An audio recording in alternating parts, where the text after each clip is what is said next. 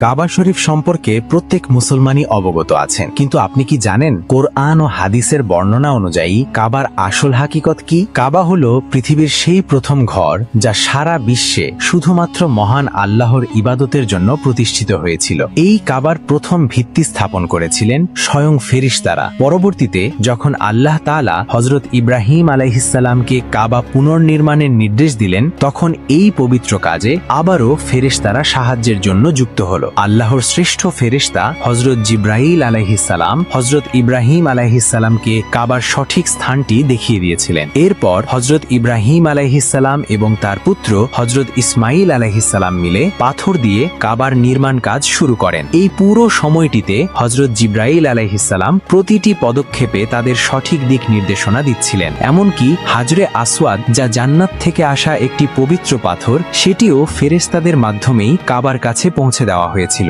হযরত জিবরাইল আলাইহিসসালাম নিজ হাতে এই পাথরটি হযরত ইব্রাহিম আলাইহিসসালামের কাছে তুলে দেন, যাতে তিনি এটি কাবার এক কোণে স্থাপন করতে পারেন। নির্মাণ কাজ চলাকালীন যখন দেয়াল অনেক উঁচু হতে লাগলো এবং পাথর লাগানো কঠিন হয়ে পড়ল, তখন ফেরেশতারা হযরত ইব্রাহিম আলাইহিসসালামকে একটি বিশেষ পাথর উপহার দেন, যা আজ আমরা মাকামে ইব্রাহিম নামে জানি। হযরত ইব্রাহিম আলাইহিসসালাম সেই পাথরের উপর দাঁড়িয়ে নির্মাণ কাজ করতেন এবং অলৌকিকভাবে সেই পাথরটি প্রয়োজন অনুযায়ী স্বয়ংক্রিয়ভাবে উঁচু হতে থাকত, যাতে কাজ সহজে সম্পন্ন হয়।